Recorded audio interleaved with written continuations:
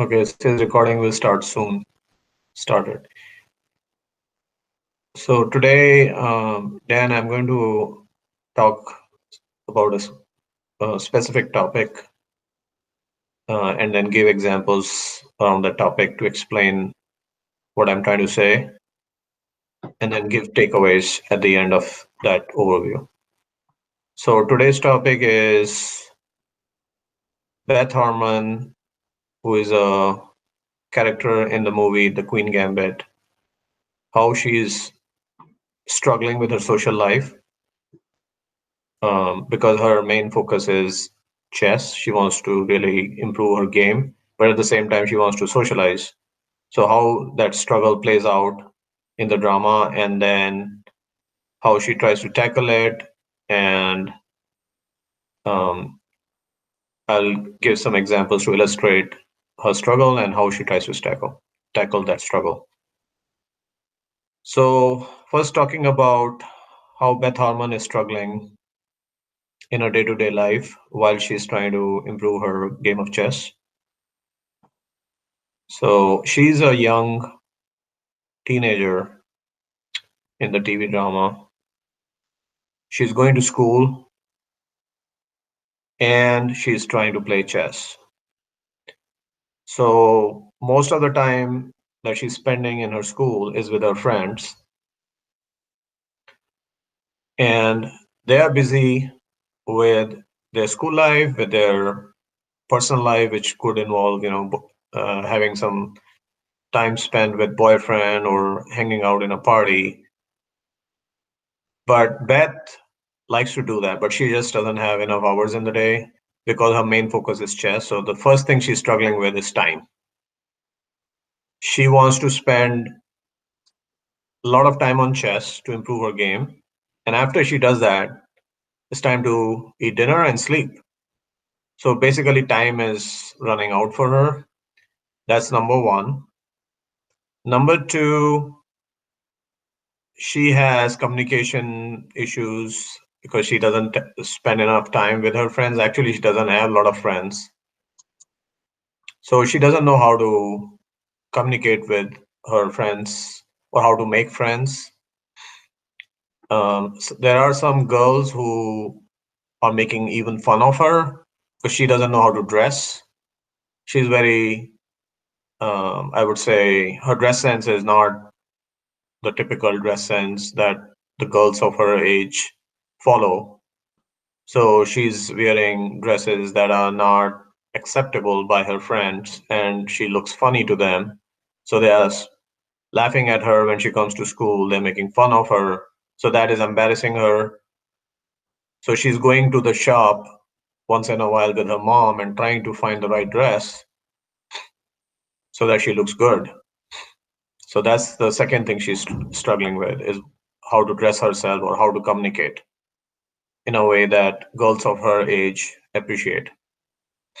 And then last thing that she's struggling with in her social life is having friends who are not of her gender, basically boyfriends. So most of the girls that she's connecting with in her school, they all have boyfriends, and she has no boyfriend, and she's struggling to figure out, okay, should she have a boyfriend or not? Because she knows that if she has a boyfriend, then a lot of time will be spent in that, and that may mean she may not have enough time for chess.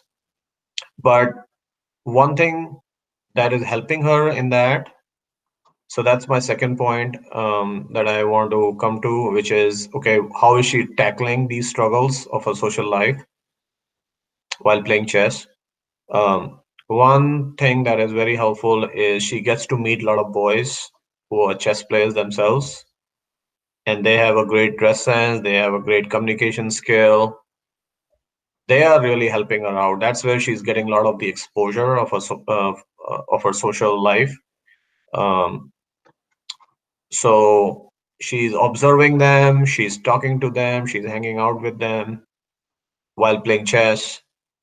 I think there is one guy that is shown who is like also a journalist. She's fascinated by that guy because she played chess with him before. So in one of the scenes of the movie, they show that she invites him to his room, hotel room. He comes in, and then they, start getting close to each other. He also takes her pictures through his camera, and he's about to start an interview. But it's getting to a point where they're getting more close to each other, becoming more like friends or lovers. And suddenly, one of his friends, the guy's friend, comes into the room, and that interferes with their interaction. Um, but yeah, so it's basically her connections in her professional life that are helping Beth learn different ways to socialize, different ways to dress, different ways to spend time outside playing chess. And the other person who is helping her big time is her adopted mom, or the mom who adopted her. Um, she is shown to be very social, and in one of the future episodes, she's shown to actually have a pen pal who eventually becomes a boyfriend when they go to Mexico to play chess. So that interaction of her stepmom with her boyfriend also helps Beth understand how to be more social. So the takeaway is, because we are humans, we have a social angle to us, but because we want to do well in our life, we also have a professional angle to us. So it's kind of like having a balance between your social life and your professional life, which will make you a complete person. So my takeaway is that it's great to be professional and very focused in whatever passion you're pursuing or whatever job you're doing. But at the same time, make sure when you're young in your day-to-day life, spend enough time with your friends, with your relatives, with um, folks who you meet outside your professional circle. And the more you interact with those guys, and those could include females too, the more you will learn how to have short conversations, how to have friends, how to socialize. That's my summary. Over to Dan so he can um, give his feedback on how I did on my presentation in 10 minutes, and also if he has any suggestions or recommendations on the topic of today.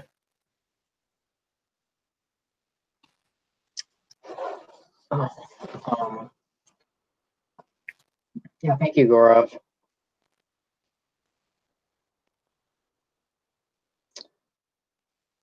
The examples that you gave, I think, do outline and support, how the protagonist did not or struggled with having a social life because she didn't really have a friend. She didn't really have a role model Mhm. to show her until she quit school and joined her mom to go on all of those tournament trips. Mhm. Um,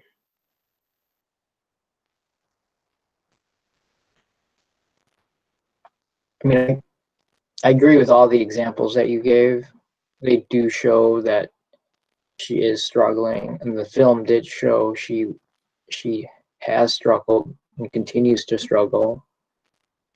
Um, throughout um, her career, even when things were going very well, she still did struggle socially. It, and part of that too, it may be a choice, and part of it could be a decision. But I agree. I'm sorry, I didn't want to start sharing my story too much. I think I'm supposed to be kind of reviewing how Mhm. yours was. Um, So maybe what you can tell me, Dan, is like more about Okay, was I giving enough pauses while I was speaking for the other person to comprehend my point? Because one thing I'm not very good at is when I transition from one point to another, I don't give a pause. I just like a fast train, I just keep going from one point to another while the other person who Yeah. is listening is trying to catch up. Do you have an outline, or are you just kind of going off of memory? What do you mean? Do you have speaking points, like a couple words to You try mean to like tie your noted? your speech together? Oh, you mean like did I note it down somewhere Yeah. before I started? Okay. I would say what I did before this call, I just did some research on the episodes that I saw. So I remember the examples of, Beth Harmon, what happens with her as she goes from her school days to her professional chess. But I didn't have like specific talking points prepared. But that's a good idea. And on next call, I can have that ready to refer to and to stay focused on. But basically, when you told me in the beginning of the call, hey, pick up one topic and then revolve your overview around that specific topic only, and then pick examples from, the movie to illustrate your topic and then provide the takeaways. So that's when I started preparing. But now that I know what you want me to do for future calls, next time I'll be more prepared. I'll make a note of what I'm going to talk about and how I will talk about it.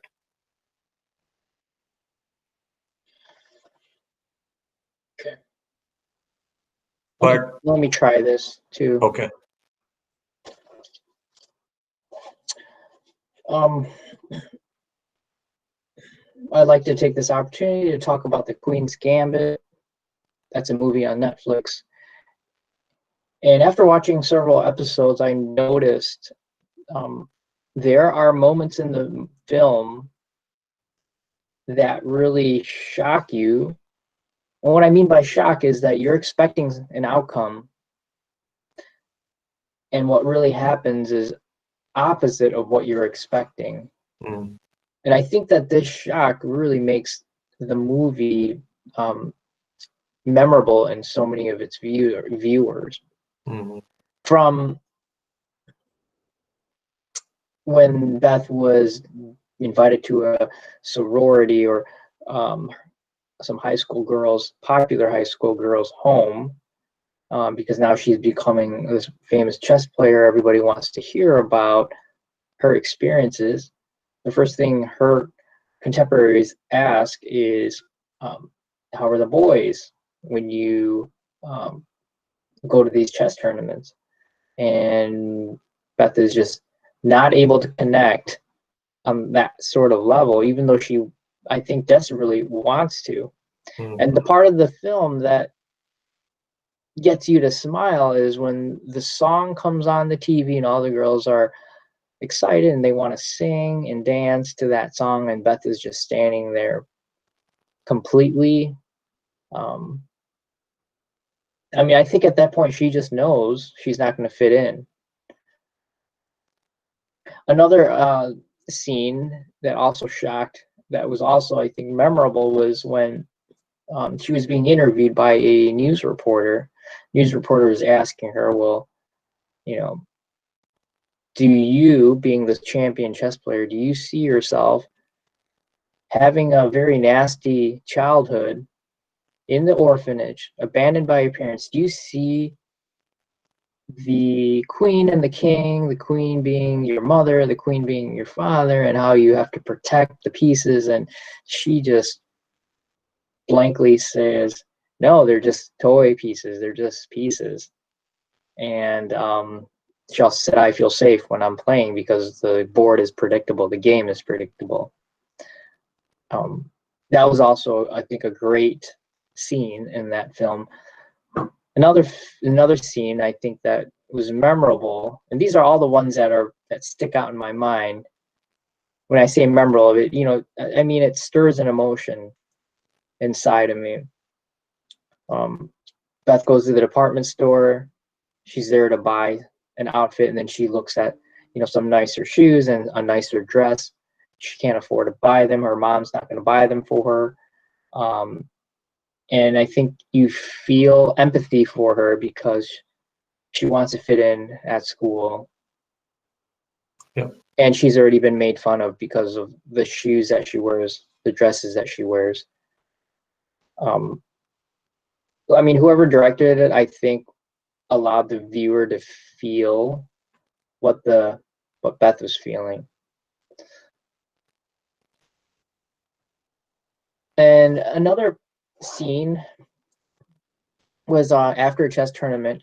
Beth had won, and her mom had asked for a 10% commission. And Beth pauses, and you think she's going to say no. But she says yes, and in fact, she offered her 15 instead of the 10 she had asked. I think another moment I was just didn't expect that outcome or her to say that. Mm-hmm. So I think a lot of these scenes are playing out where the viewer doesn't expect what's going to happen, and in fact something different happens, and that I think really pulls and grabs the interest of its viewers, because if you don't expect something to happen, if you expect something to happen and it does, that's one experience. But if you expect something to happen and the film doesn't go in that direction, I think it makes the experience enjoyable. And then I want to leave you with a final, so far what we've watched, another episode that was also memorable was when she had when she lost her game with Benny, and in fact she could have won the entire tournament if she had taken the draw with her opponent, and instead she declined the draw and wanted to keep playing because she wanted to beat that opponent. And so since she had lost with her opponent, she ended up taking a tie for the entire conference and that entire tournament. And then the scene goes on where she's explaining to her mom how she lost, what happened, how she was kind of backtracking and what her opponent was doing. And in the end, her mom tries to comfort her by saying, hey, you're going to do better, and, it's okay to lose. And Beth gets frustrated and upset with that response and says, oh, you don't understand anything about chess. She says, no, I don't. And she further criticizes her mom by saying, you lose quite often. And her mom doesn't snap back, but she says, now you've lost too, and you know how that feels. And then the scene kind of ends, and they're leaving the hotel, going to the taxi to go back to the airport to fly home. And you could tell that there's anger, frustration, and pain in both the mom and daughter. But as the taxi pulls away, she reaches for her mom's hand and holds it. So there was some hope there that that relationship would be restored. And so I think those are all scenes that move its viewers in certain ways, because we can relate to that emotion that Mm-hmm. the actors are feeling. So with that, and the film having many scenes where we expect one thing, but the outcome is different than what we were expecting, really makes for an interesting experience. From being interviewed by the woman for a newspaper about her early childhood in the orphanage and being abandoned by her father, to not getting along or feeling like she can relate with the other high school girls, not having clothes and dresses early on because she couldn't afford them, just feeling like an outcast, giving her mom 15% when her mom had asked for 10% commission, not taking and then also losing a match because she didn't want to win the actual tournament, and because she wanted to beat her opponent rather than take the draw, and then basically hurting people that cared for her the most. Those are all, I think, very real emotions. And when a film has many of those opportunities to stroke the viewer's emotions, I think the experience is going to be very high. Great. Yeah, to wrap it up, to reinforce what you said, in terms of how the general public is relating with this TV drama, I read an article on it. One of the, I would say, journalists tried to figure out, okay, why is this movie so popular on Netflix? It has got very high ratings on IMDb, and it's getting a lot of viewership. And his analysis basically said that because it's able to relate the relationship, the TV to the drama to the relationship between a mom and a daughter, or how teenagers go through these struggles of, social life, or not having enough money because they are from middle class or something. So it's basically touching the life of a common person. And because most people in America are in the middle class or lower middle class group, they can identify themselves with Beth Harmon and her life and the characters she interacts with. And so that's why it's getting popular. Cool. With that, I think we can end the recording. That's a good point to wrap it up. The only way I can end, I think, is if we end the call, right? Or is there another way? Yeah, I think we can Oh, end it. stop recording.